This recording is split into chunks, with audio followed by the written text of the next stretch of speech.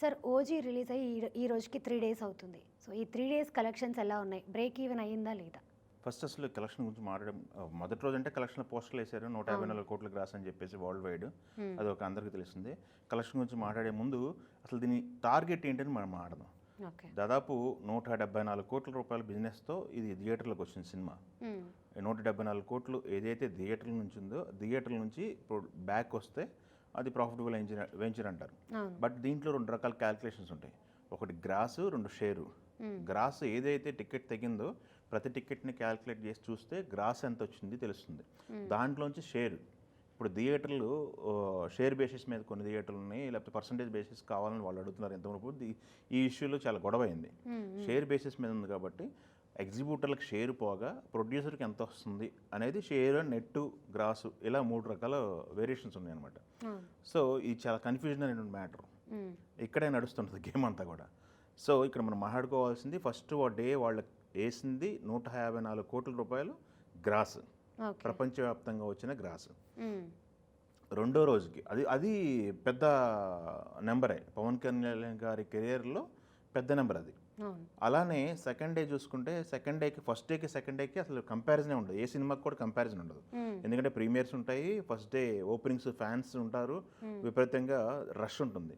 Second day నుంచి దాదాపు 50 నుంచి 70% ఆక్యుపేషన్ ఉంటే సినిమా రన్లోకి వెళ్తున్నట్టు మనం చెప్పుకోవాలి. ఈ సినిమాకి ఈ 3 డేస్ చూసుకుంటే దాదాపు 200 కోట్ల రూపాయల ప్లస్, 240 కోట్లు ఏమో గ్రాస్ కలెక్ట్ అయింది 3 రోజులు అని చెప్పేసి ఒక టాక్ నడుస్తుంది.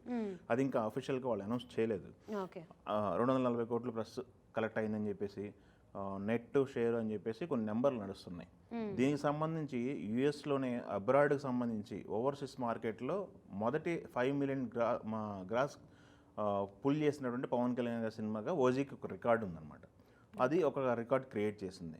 ఓవర్సీస్ మార్కెట్లో రికార్డ్ క్రియేట్ చేసింది. ఇప్పుడు ఇండియాలో తెలుగు మార్కెట్లో ఏదైతే 2 రాష్ట్రాల్లో ఇండియా వాడిగా ఉన్నటువంటి మార్కెట్లో కూడా పవన్ కళ్యాణ్ గారి సినిమాలకు ఒక మార్కెట్లో ఒక నెంబర్ 1 సినిమాగా ఇది ఉందన్నమాట. దాదాపు ఈ 175 CR ఏదైతే టార్గెట్ ఉందో అది రీచ్ అవ్వడానికి ఇంకొక 80% కలెక్షన్స్ వస్తాయి.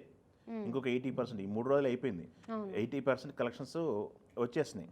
బ్రేక్ ఈవెన్కి 80% వచ్చినాయి. ఇంకో 20% కనుక వస్తే బ్రేక్ ఈవెన్ అయినట్టు మనం చెప్పొచ్చు.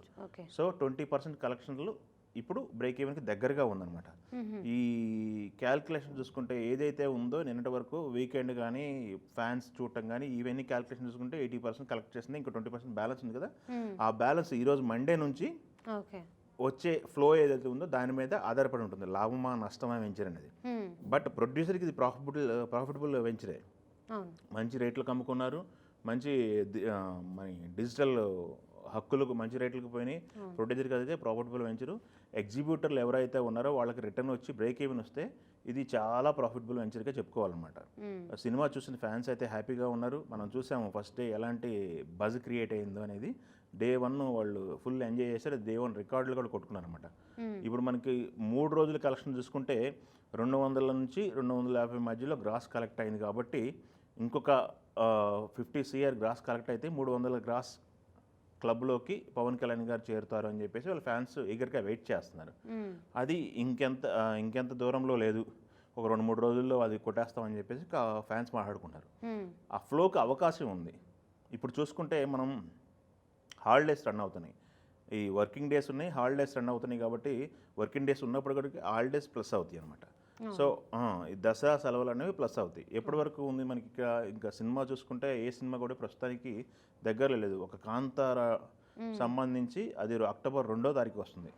అప్పటి వరకు కూడా ఈ సినిమాకి ఫ్లో ఉంటుందన్నమాట. ఇప్పటి వరకు చూసిన వాళ్ళు ఒకవేళ మళ్ళీ ఎంజాయ్ చేద్దాం పవన్ గారిని స్క్రీన్ మీద అనుకునే వాళ్ళు రిపీట్ ఆడియన్స్ వెళ్తారు ఫ్యాన్స్. ఇప్పటి వరకు చూడని వాళ్ళు ఇప్పుడు చూసే అవకాశం ఉంది. కాబట్టి ఈ 20% కంప్లీట్ అయితే కాబట్టి ప్రాఫిటబుల్ వెంచర్గానే మనం చెప్పుకోవాలి. ఎగ్జిబ్యూటర్ ఎప్పుడైతే వాళ్ళు పెట్టిన డబ్బులు వచ్చినాయో అప్పుడు ప్రాఫిటబుల్ వెంచర్గా చెప్తాము. ఈ రోజుల్లో ప్రాఫిటబుల్గా వెంచర్గా ఈ మధ్యకాలంలో పవన్ గారి సినిమాల్లో ఇది మొదటి సినిమా మనం చెప్పాలి. సో ఈ రికార్డులు అనేది 1 by 1 ఆయన సెట్ చేసుకుంటూ వస్తున్నారు.